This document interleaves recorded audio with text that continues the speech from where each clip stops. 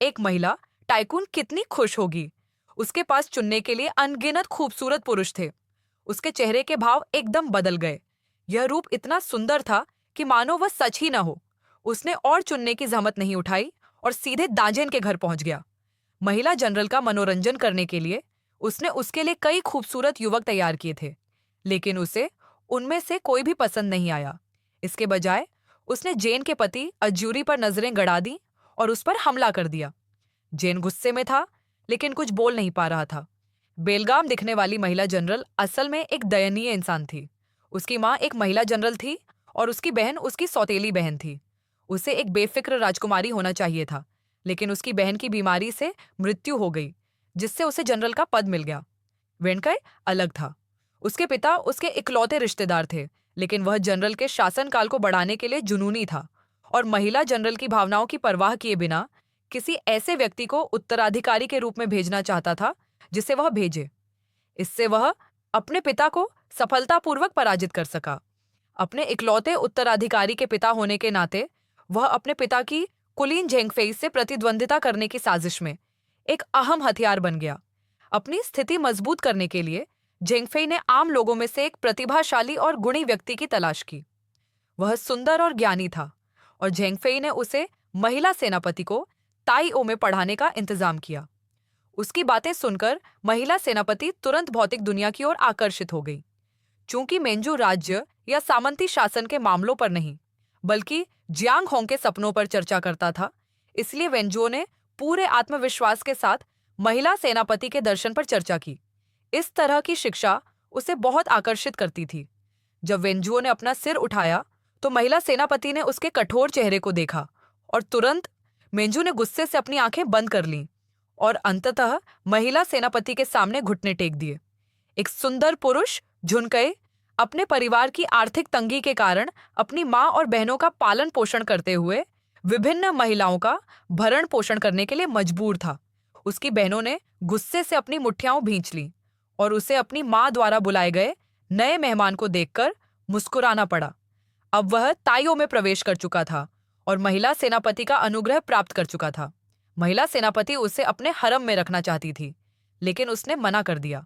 महान आंतरिक महल के नियमों के अनुसार फीजी 35 वर्ष की आयु के बाद पुनर्विवाह नहीं कर सकता था और वह पहले से ही 34 वर्ष का था, जिससे महिला सेनापति नाराज हो गई। उसे भव्य आंतरिक महल का मुख्य प्रबंधक नियुक्त किया गया। यह पद लंबे समय से रिक्त था, जिससे वह सम्राट के बाद दूसरे स्थान पर था। वह न केवल भव्य आंतरिक महल के सभी मामलों की देखरेख करता था, बल्कि फई के निरीक्षणों के दौरान महल के बाहर पहरा भी देता था। हर रात वह महिला सेनापति को संभोग करते हुए सुनती थी। उसके चेहरे पर एक मुस्कान थी, मानो उसे कोई परवाह ही न हो। एक दिन महिला सेनापति की इकलौती बेटी का निधन हो गया।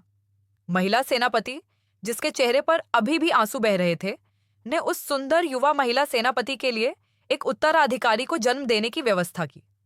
महिला सेनापति अपने दुख को दबा सकती थी, मुस्कुराकर और विभिन्न भोजों में भाग लेकर पुरुषों को सिंहासन के लिए प्रतिस्पर्धा करते हुए देख सकती थी। चोंकिंग गर्भधारण नहीं कर पा रही थी। उसके पिता 4 मंदिरों में मठाधीश से पूछने गए, जिन्होंने कहा कि चूंकि उसने हत्या की थी, इसलिए उसने महिला सेनापति के वंश को प्रभावित किया है। उसके पिता को याद आया कि उसने अपनी युवावस्था में एक बिल्ली को मार डाला था। क्या यही कारण हो सकता है? वह तुरंत महिला सेनापति को खोजने के लिए वापस दौड़ा। अपने बेटे की हत्या के लिए बेहद दोषी महसूस कर रहा था। उसे इतना व्यथित देखकर जब उसने उसे हत्या का आदेश जारी करने का सुझाव दिया तो वह तुरंत मान गई।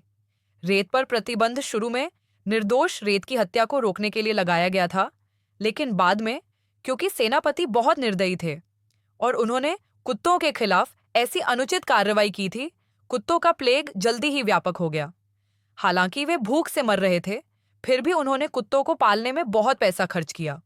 महिला सेनापति का दिल जीतने के लिए रखैलें बिना कपड़ों के खाना खाती थीं और अपने वीर गुणों का प्रदर्शन करने की पूरी कोशिश करती थीं। महिला सेनापति ने 2 असामान्य व्यक्तियों को देखा और उनकी स्नेह भरी निगाहों ने उसकी रुचि जगा दी। उसने उन दोनों को यह प्रयोग करने के लिए बुलाया, समूह सेक्स के लिए नहीं, बल्कि यह पता लगाने के लिए कि महिला सेनापति में कुछ गड़बड़ है और उन्हें वापस भेज दिया जाए। चिंतित होकर उसने सेनापति से पूछा कि क्या हुआ था। सेनापति की आंतरिक पीड़ा, जो अपने पिता के उत्तराधिकारी पैदा करने के दबाव को झेल नहीं पा रही थी, उसे हर दिन अलग अलग पुरुषों के साथ यौन संबंध बनाने के लिए मजबूर कर रही थी। और उसे लगा गांव के सबसे कमजोर पुरुष भी उससे बदतर हालत में थे। वह एक बच्चे के लिए इतना बेताब था कि उसने लोगों का जीना दुश्वार कर दिया था, कि वह चाहता था कि वह मर जाए। वेंजू अपनी बेटी को मनाना चाहता था, लेकिन उसे समझ नहीं आ रहा था कि कैसे। 17 साल बाद महिला सेनापति के लंबे बाल उसके पिता के दबाव के कारण धीरे धीरे पतले होते गए। वह बहुत पहले ही अपनी प्रजनन क्षमता खो चुकी थी, लेकिन अपने पिता की इच्छा पूरी करने के लिए उसने खुद को एक प्रेमी चुनने के लिए मजबूर किया। उसने एक सुंदर युवक को चुना, लेकिन उसने वास्तव में उसकी हत्या करने की कोशिश की।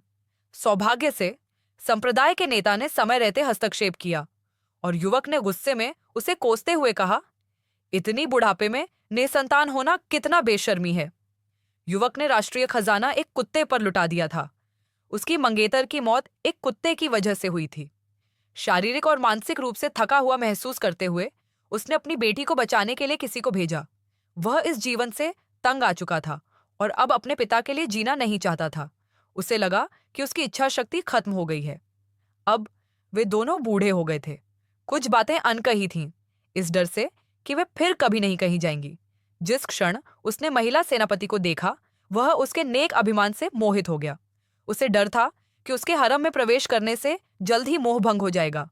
उसे लगा कि उसका दाहिना और बायां पक्ष होना हमेशा उसके साथ खड़े रहने और जीवन भर उसकी रक्षा करने से बेहतर होगा। महिला सेनापति संतुष्ट थी। कोई था जो उसे पूरे दिल से प्यार करता था। उसकी लाख मिन्नतों के बावजूद उसने उस स्त्री को राजगद्दी सौंप दी, जिसने उसके प्रेम के लिए सब कुछ त्याग दिया था।